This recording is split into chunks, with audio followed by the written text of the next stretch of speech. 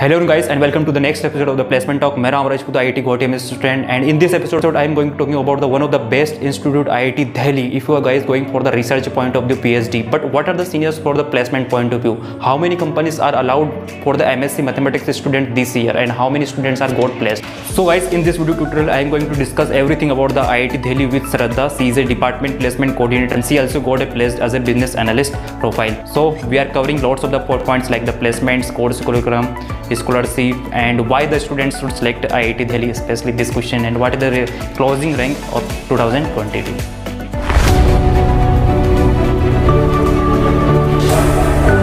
And guys, video देखने के बाद आपकी कुछ भी क्वेरी वगैरह बचती हो तो मुझे जरूर कमेंट करके आप जरूर बताना, और यदि आपकी कुछ भी पर्सनल क्वेरी वगैरह हो तो डायरेक्ट मुझे आप लिंक्डइन, इंस्टाग्राम, टेलीग्राम के थ्रू आप मैसेज करके पूछ सकते हो। और यदि मेरे वीडियोस आपको हेल्पफुल लग रहे हैं और आपके फ्रेंड के लिए हेल्पफुल हो तो please also share with your friends दोस्त are preparing for the IIT JEM, और जिनको कन्फ्यूजन है IIT दिल्ली लेना चाहिए कि नहीं लेना चाहिए। और आल्सो कमेंट करके मुझे जरूर बताओ कि आपको कौन सा वीडियो चाहिए next and what type of the video should I make for you guys. Okay, so guys, first point is the placement की IIT दिल्ली में प्लेसमेंट का सिनेरियो कैसा क्या है for the MSc mathematics department. तो गाइस, इस बार total इतनी सारी कंपनीज ओपन हुई थी MSc मैथमेटिक्स डिपार्टमेंट के लिए, बट फाइनली ओनली एक स्टूडेंट का प्लेसमेंट हुआ है टेक कंपनी में एज ए बिजनेस एनालिस्ट, बाकी 2 स्टूडेंट का प्लेसमेंट हुआ है Allen career institute tech company में। तो टोटल मैथमेटिक्स डिपार्टमेंट से अभी तक 3 ही प्लेसमेंट हुए हैं। तो यार यहाँ पर ये प्लेसमेंट का रेशियो घटा क्यों? क्योंकि लास्ट ईयर 6 से 7 स्टूडेंट का प्लेसमेंट हो चुका था टेक कंपनी में। तो पहला रीज़न तो ये गया है कि रिसेशन के लिए कि बहुत सारी कंपनीज इस बार फायर कर रही है, ठीक। और कुछ बहुत सारे रीज़न रहे हैं जो कि श्रद्धा आपको पूरा डिटेल में बताएगी। सो मेरा पहला क्वेश्चन श्रद्धा से है कि व्हाट सी डिड कि उसका फाइनली प्लेसमेंट हो गया, और उसके CV में ऐसा क्या था कि उसको मतलब शॉर्टलिस्ट कर लिया गया। सो फर्स्टली मैंने सर्च आउट करा कि बिजनेस एनालिस्ट की प्रोफाइल के लिए क्या क्या रिक्वायरमेंट होती है, लाइक उसकी पोजीशन के अकॉर्डिंग, और फिर टेस्ट से लेके इंटरव्यू तक किन किन चीज़ों की रिक्वायरमेंट होती है वो सबको मैंने फिगर आउट करा। तो सबसे पहले इंटरव्यू पे मैं सीधे ना जाके पहले अपने CV पे गई, क्योंकि CV में जो चीज़ लिखना होता है दैट इज फर्स्ट इंप्रेशन। पहले तो आपकी CV शॉर्टलिस्ट होती है। So I tried to learn some coding like Python और SQL थोड़ा बहुत लर्न करने की कोशिश करी, R markdown for visualization, Tableau, इन सब चीज़ों को, बेसिक चीज़ों को लर्न करने की कोशिश करी। फिर क्योंकि टेस्ट की बात थी तो यहाँ पे टेस्ट में आता है एप्टीट्यूड, तो क्योंकि एनालिटिक्स के लिए एप्टीट्यूड इज वेरी इंपॉर्टेंट, तो एप्टीट्यूड टेस्ट में आता था। फिर जब टेस्ट पास आने लगा था मेरे लिए, तो प्रिपरेशन के बाद मैंने 2 मंथ्स बिफोर, जब भी टेस्ट होते थे कि हमारे अक्टूबर से स्टार्ट हुआ था, तो 2 मंथ्स बिफोर लाइक जुलाई अगस्त से मैंने अपना एप्टीट्यूड को भी ट्राई करना स्टार्ट कर दिया था कि उसकी भी प्रिपरेशन साथ ही साथ में करती गई। तो टेस्ट वेस्ट हुए, उसके बाद फिर अब जब क्लियर हो गए, टेस्ट क्लियर होने लगे और टेस्ट खत्म हो गए, फिर इंटरव्यूज की बारी आने लगी, तो आई ट्राइड कि एनालिटिक्स में जो मैंने लिखा है CV में उसके अलावा भी क्या क्या पूछ सकते हैं, जैसे कि एस्टिमेशन हो गया और प्रोबेबिलिटी स्टैटिस्टिक के क्वेश्चन, तो जो बेसिक क्वेश्चन और जो अदर्स होते हैं उनको फिगर आउट करना कोशिश करने लगी।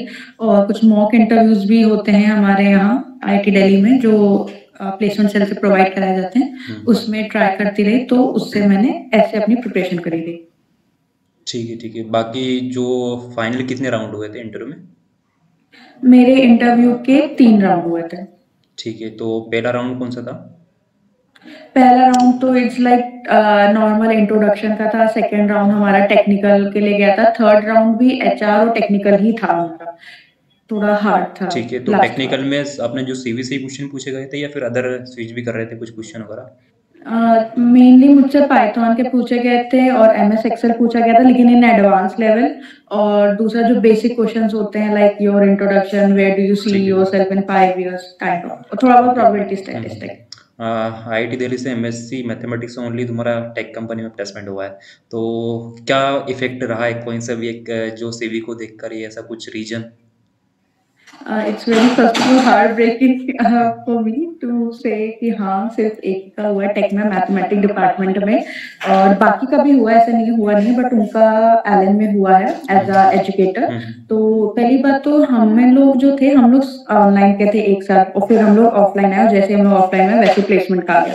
तो हमें ठीक से पता भी नहीं था कि CV कैसे बनानी होती है। CV बनाने का अपने क्राइटेरिया होता है, और उस चीज से पहले CV ही शॉर्टलिस्ट होती है, उसके बाद ही आप आगे जाते हो टेस्ट के लिए। तो काफी बच्चों की, क्योंकि मैंने देखी है बच्चों की CV, तो मैंने देखा कि उनकी CV बहुत ज्यादा सेटिस्फैक्टरी नहीं थी, उतनी अच्छी नहीं थी। दूसरी बात, ऐसा नहीं, काफी बच्चे इंटरव्यू तक पहुंचे भी हैं, लेकिन उन्होंने पहले से ये फिगर आउट करके नहीं रखा था कि इंटरव्यू में पूछा क्या जाता है, like how to present their self और अपना टैलेंट, तो वो भी कहीं ना कहीं लैक कर गया। ठीक है, ठीक और है। रिसेशन तो था ही इस बार, तो हाँ उसका बिल्कुल, भी उसका था भी ही बहुत पड़ा। ज़्यादा इफेक्ट पड़ा। दूसरा पॉइंट कि रिसर्च की अपॉर्चुनिटीज़ यहाँ पर कैसी क्या है, तो ये गाइस यहाँ पर रिसर्च की अपॉर्चुनिटीज़ बहुत ही अच्छी है, प्रोफेसर बहुत ही हेल्पफुल है कहीं ना कहीं। यदि आपका ड्रीम है इन फ्यूचर पीएचडी के लिए जाने के लिए, फॉरेन पीएचडी के लिए, तो ऑब्वियसली कहीं ना कहीं प्रोफेसर आपके हेल्प करेंगे। अब क्वेश्चन यहाँ पर उठता है कि यार कि प्लेसमेंट का डेटा बहुत ही मतलब कम है, लो है रेशो आईआईटी दिल्ली में, तो क्या मुझे अब आईआईटी दिल्ली लेना चाहिए प्लेसमेंट के लिए यदि मैं जा रहा हूँ? तो देखो यार, यदि आप प्लेसमेंट के लिए जा रहे हो, आप कोई से भी इंस्टीट्यूट ले लो, आईआईटी गुवाहाटी, आईआईटी बॉम्बे, मंडी या फिर एनआईटी वारंगल, प्लेसमेंट की प्रिपरेशन आपको खुद को ही करनी पड़ेगी, सेल्फ प्रिपरेशन ही आपको करना पड़ेगा। ऐसा नहीं कि आपको जो कोर्स प्रोग्राम है वो आपको हेल्पफुल रहेगा कहीं ना कहीं। हाँ, ये थोड़ा बहुत बेनिफिशियल रहता है कि यदि कोर्स प्रोग्राम में थोड़े बहुत सब्जेक्ट वगैरह रहे तो अपने को कहीं ना कहीं रहता है प्रेशर पढ़ने का। तो गाइस, यदि आप आईआईटी दिल्ली जा रहे हो और आप प्लेसमेंट चाहते हो तो आप खुद से प्रिपरेशन करना स्टार्ट कर देना। तो सबसे पहले इसमें आपको वही पता होगी बहुत सारी प्रोफाइल रहती है, जैसे सॉफ्टवेयर डेवलपमेंट रहता है, बिजनेस एनालिस्ट रहता है, डेटा साइंस, डेटा एनालिस्ट। यदि आपको इसके बारे में फुल डिटेल चाहिए तो मैं पिन कमेंट में ये लिंक दे दूंगा। इन दोनों वीडियो को आप अच्छे से देख लेना ताकि आप अच्छे से आपको क्लियर हो जाए कि आपको कहाँ से पढ़ना चाहिए, कौन कौन से रिसोर्सेज आपको फॉलो करना चाहिए। ठीक है, तो ये वाला वीडियो आप जरूर देख लेना, इसके मैंने डिस्क्रिप्शन में आपको पूरी डिटेल वगैरह दे रखी है। और ऑब्वियसली कहीं ना कहीं प्लेसमेंट का रेशियो नेक्स्ट ईयर बढ़ेगा ही बढ़ेगा। और यदि आपका ड्रीम आईआईटी दिल्ली जाने का तो यू कैन टेक, बट मैं कहूँगा कि यदि आप रिसर्च में ज़्यादा इंटरेस्टेड हो तो आपके लिए आईआईटी दिल्ली बेस्ट रहेगा। अब नेक्स्ट पॉइंट की तरफ चलते हैं, आईआईटी दिल्ली का कोर्स प्रोग्राम कैसा क्या डिजाइन करा गया। तो आईआईटी दिल्ली का ऑब्वियसली प्योर मैथमेटिक्स है यहाँ पर, तो रिसर्च ओरिएंटेड ज़्यादा है, जो कि आपको फर्स्ट सेम में algebra, linear algebra, real analysis, ODE और यहाँ पर कंप्यूटर प्रोग्रामिंग का एक सब्जेक्ट ही यहाँ पर ऐड है।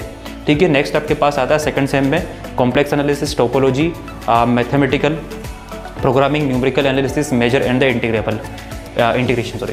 थर्ड में आपके पास आता है probability in statistics. Probability in statistics एक बहुत ही इंपॉर्टेंट टॉपिक है यदि आप data science, data analyst profile के लिए जा रहे हो। तो कुल मिला के ये है कि यदि आप डेटा साइंस, डेटा एनालिस्ट के लिए जाओगे तो कहीं ना कहीं थोड़ा बहुत कोर्स हेल्पफुल रह सकता है, क्योंकि जब आप सीवी में मेंशन करोगे ना प्रोबेबिलिटी इन स्टैटिस्टिक्स, तो वहाँ से फिर वो हो सकता है कि उससे रिलेटेड आपसे क्वेश्चन पूछ ले तो आप बता भी पाओगे।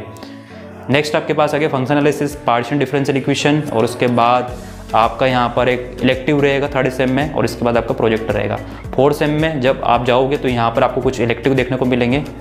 ठीक है, तो कुल मिला के कोर्स प्रोग्राम आपका इस टाइप से डिजाइन करा गया है। तो कोर्स प्रोग्राम कहीं ना कहीं आप रिसर्च के लिए जा रहे हो तो उसके लिए कोर्स करिकुलम मेनली कम प्लेसमेंट होने का एक रीजन ये भी है कि जो आईआईटी दिल्ली का कोर्स करिकुलम है for MSc mathematics, that is very pure. यहाँ पे हम लोग को प्योर मैथमेटिक्स पढ़ाई जाती है, तो जो भी प्लेसमेंट वाले होते हैं वो यहाँ आते हैं तो उन्हें बहुत ज़्यादा स्ट्रगल करना पड़ता है, because maths first of all pure होती है, और साथ ही साथ हमें उसके साथ साथ हमें अपना जो प्योर मैथमेटिक्स है और प्लेसमेंट है दोनों को साथ में लेना पड़ता है। तो जो भी रिसर्च ओरिएंटेड है उनके लिए तो आईआईटी दिल्ली इज बेस्ट, लेकिन अगर जो प्लेसमेंट ओरिएंटेड है वो कहीं ना कहीं लैग कर जाते हैं दोनों चीज़ों को पैरेलल चलाना। बेटर होगा। अगला पॉइंट चलते हैं कि यार यहाँ पर स्कॉलरशिप कौन सी मिलती है स्टूडेंट को। तो यहाँ पर SC/ST के लिए सब कुछ फ्री है, मतलब सब कुछ आपकी फीस माफ हो जाएगी। बट यदि आप जनरल कैटेगरी, OBC कैटेगरी के लिए आ रहे हो तो यहाँ पर एक MCM स्कॉलरशिप मिलती है, बट उसकी कुछ कंडीशन वगैरह रहती है कि ओनली 25 स्टूडेंट ही मैक्सिमम एक क्लास से ले सकते हैं वो स्कॉलरशिप। ठीक है, तो और लगभग उसमें आपको 1000 मंथली मिलता है, जो आपकी फ़ीस रहती है कॉलेज की वो माफ़ हो जाती है, एकेडमिक वाली जस्ट पूरी माफ नहीं होती, जैसे कि आपका हो गया मेस चार्जेस वगैरह, ये आपको खुद को पेमेंट करना रहता है। So next point is the closing rank of IIT Delhi 2022 की क्या रही थी, ताकि आप उसके अकॉर्डिंग आप चेक कर पाओ कि आईआईटी दिल्ली मिलने के आपके कितने क्या चांसेस है। तो सबसे पहले जनरल कैटेगरी की मैं बात करूँ तो 143 क्लोजिंग रैंक की रही थी, और AWS के लिए 240 और OBC के लिए 306 एंड बाकी SC/ST के लिए 1010 एंड 1618 रिस्पेक्टिवली। तो आप इसके अकॉर्डिंग चेक कर सकते हो कि आपके आईआईटी दिल्ली के चांसेस कितने क्या मिलने के। लास्ट क्वेश्चन कि why the student should join IIT Delhi. If you are like research oriented or you are wanna go for PhD like abroad, तो this is best because यहाँ के प्रोफेसर हेल्पफुल होते हैं आपको। अगर प्रोफेसर आपको जानता है अच्छे से और आप में टैलेंट है तो वो आपको रिकमेंड जरूर करता है, क्योंकि हमारे सीनियर्स फॉरेन से PhD कर रहे हैं, लाइक हमारे सीनियर्स, तो आई थिंक प्रोफेसर्स रिकमेंड कर देते हैं। और चूंकि यहाँ के प्रोफेसर्स के बहुत अच्छे कॉन्टैक्ट होते हैं तो वो हेल्पफुल होता है। If you are research oriented you should definitely come for IIT Delhi. If you are like not so research oriented, if you are placement, तो अगर आपको बाकी आईआईटी में हो पा रहा है तो ठीक है, otherwise you have to do lot of hard work and balance, क्योंकि साथ ही साथ मैथ्स को प्लेसमेंट को संभालना क्वाइट डिफिकल्ट है। और बाकी कैंपस लाइफ के बारे में कैसे कहना है, कैसा क्या है वहाँ पर? That is amazing, I would say. ऐसे वैसे तो कहा जाता है आईटी दिल्ली का कैंपस इतना बड़ा नहीं है, छोटा है, लेकिन आई लिटरली से मेरे लिए आईटी दिल्ली बहुत अच्छा है। लॉट ऑफ मेमोरीज है, यहाँ के फेस्ट हो गए, इंटर आईटी कंपटीशन हो गया, और जो ट्रिस्ट वगैरह फेस्ट होते हैं वो सब बहुत अच्छे होते हैं। Inter hostel competition, curricular activity सब बहुत अच्छी होती है। I have lot of memories है।